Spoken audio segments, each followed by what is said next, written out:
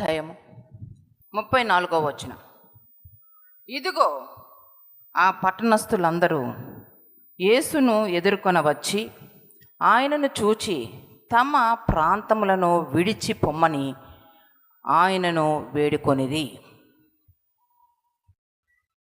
ఈ సందర్భము యేసయ్య పరిచర్యలో జరిగింది.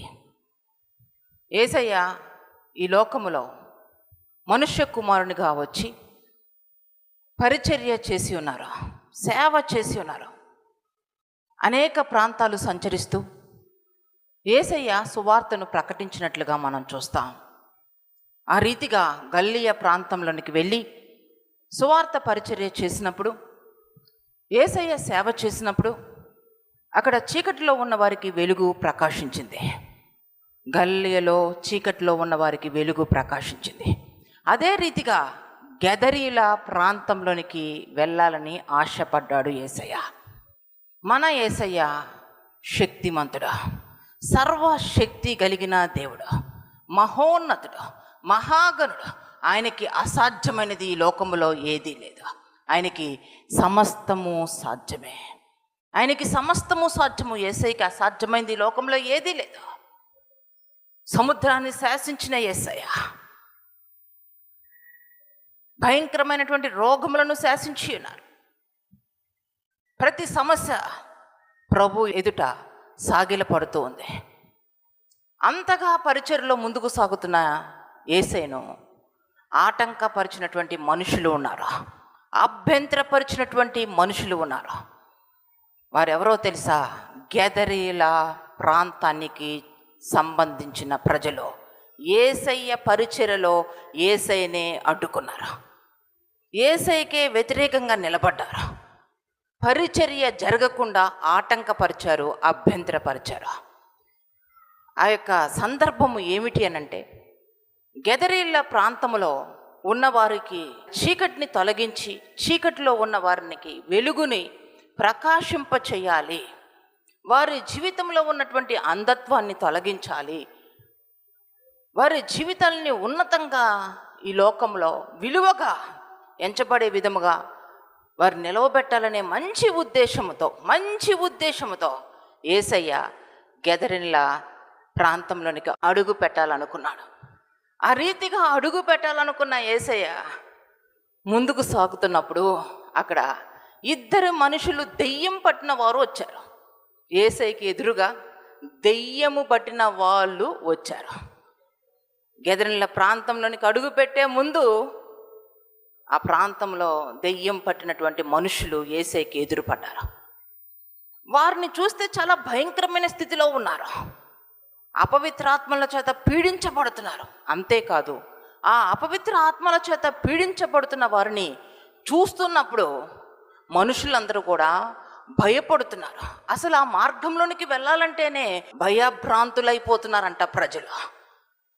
అటువంటి పరిస్థితుల్లో ఆ దెయ్యం పట్టిన వారిని చూసి, అయ్యో ఎంత భయంకరమైన స్థితిలో ఉన్నారు, ఎంత హీనమైన స్థితిలో ఉన్నారు, వారు ఏం చేస్తున్నారో వారికే తెలీదు అనే మంచి ఉద్దేశంతో యేసయ్య ఆ దెయ్యాలను వెళ్ళగొట్టాలనే అనుకున్నారు. ఆ మనుషులను బ్రతికించాలనుకున్నారు. ఆ మనుషుల జీవితాల్లో అంధకారము తొలగించాలనుకున్నారు. ఆ మనుషుల జీవితంలో చీకటిని తొలగించాలనుకున్నారు. ఆ మనుషులను మనుషులుగా విలువగా జీవిస్తే బాగుంటుంది అని మంచి ఉద్దేశం కలిగి ఉన్నాడు మన మంచి యేసయ్య. ఆ రీతిగా ఆ దురాత్మలను బంధించాలి అనుకున్నప్పుడు ఆ దురాత్మలు యేసయ్యతో ఏం మాట్లాడుతున్నాయంటే, అయ్యా నీవు ఒకవేళ మమ్మల్ని వెళ్ళగొట్టాలనుకుంటే ఆ పందుల గుంపులోనికి వెళ్ళగొట్టు అని చెప్పి వేడుకున్నాయి. అక్కడ పందులు మేపుకుంటున్న వారు ఉన్నారు, పందులు మేస్తూ ఉన్నాయి కనుక ఈ దురాత్మల్ని బంధిస్తున్నప్పుడు ఈ దెయ్యాలను వెళ్ళగొట్టే ఆ పందుల గుంపులోనికి వెళ్ళడానికి అనుమతించి వెళ్ళగొట్టారు. ఆ దెయ్యాలు పట్టినప్పుడు ఆ పందులు వేగంగా పోయి సముద్రంలో పడి చనిపోయాయి. ఆ రీతిగా పందులు చనిపోయాయని ఆ పందుల మేపేవారు వెళ్ళి ఆ గెదరీల ప్రాంతంలో ఉన్న వారికి అందరికీ తెలియజేశారు.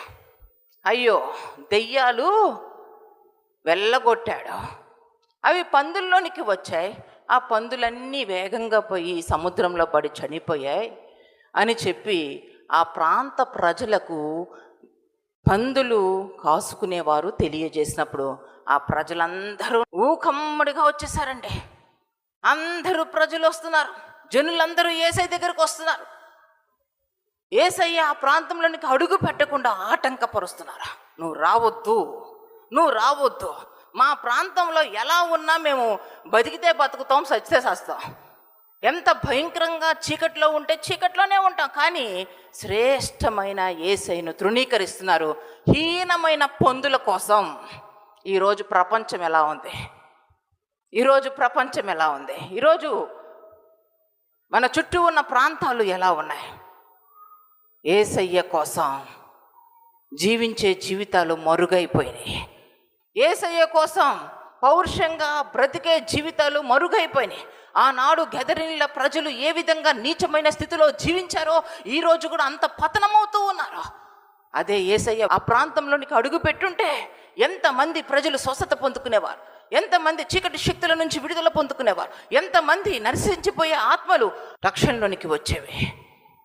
కానీ పందుల కోసం పందులు చచ్చిపోయాయంట, పరమాత్ముని వదిలిపెట్టుకుంటున్నారు వారు. ఒక్క కోరిక నన్ను కోరని, ఒక్క వరమే నన్ను అడగని. ఒక్క కోరిక నన్ను కోరని, ఒక్క వరమే నన్ను అడగని. నీ కోసమే నే బ్రతకాలని, నీ రాజ్యమునే చేరాలని. కోసమే నీ బ్రతకాలని, నీ రాజ్యమునే చేరాలని.